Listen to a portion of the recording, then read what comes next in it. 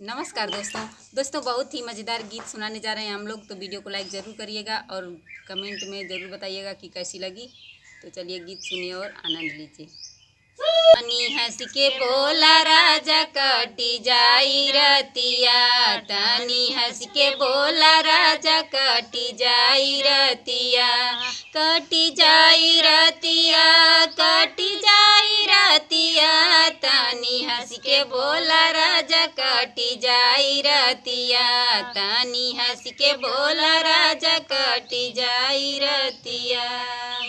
सोने की थाली में जेवना परोसली, सोने की थाली में जेवना परोसली, तानी हंस के जेवा जेवना हम डोलाई बेनिया, तानी हंस के जेवा जेवना हम डोलाई बेनिया, तानी हंस के बोला राजा कटी जाई रतिया, तानी हंस के बोला राजा कटी जाई रतिया, कटी जाई रतिया,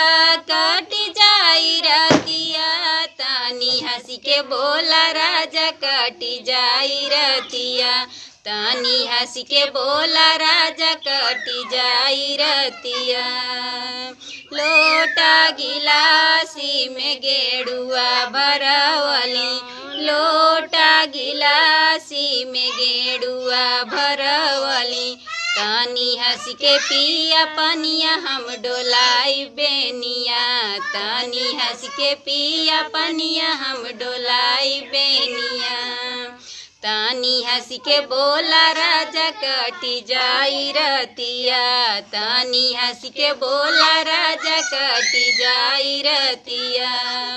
कटी जाई रतिया,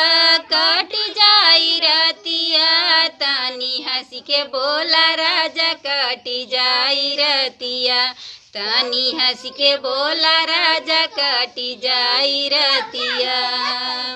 लवंगा इलाची कबीरवा जोरवली, लवंगा इलाची कबीरवा जोरवली, तानी हंस के कूचा राजा हम डोलाई बेनिया, तानी हंस के कूचा राजा हम डोलाई बेनिया, तानी हंस के बोला राजा कटी जाई रतिया, तानी हंस के बोला राजा कटी जाई रतिया, कटी जाई रतिया,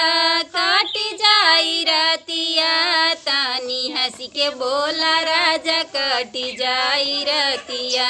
तानी हंस के बोला राजा कटी जाई रतिया। फूल हजारी कसे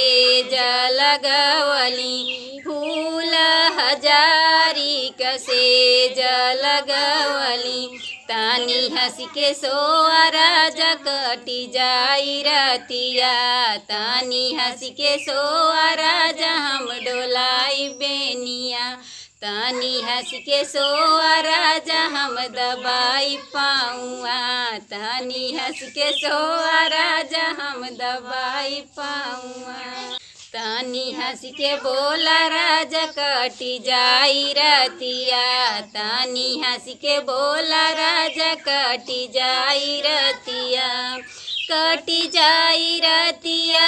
कटी जाई रतिया, तानी हंस के बोला राजा कटी जाई रतिया, तानी हंस के बोला राजा कटी जाई रतिया।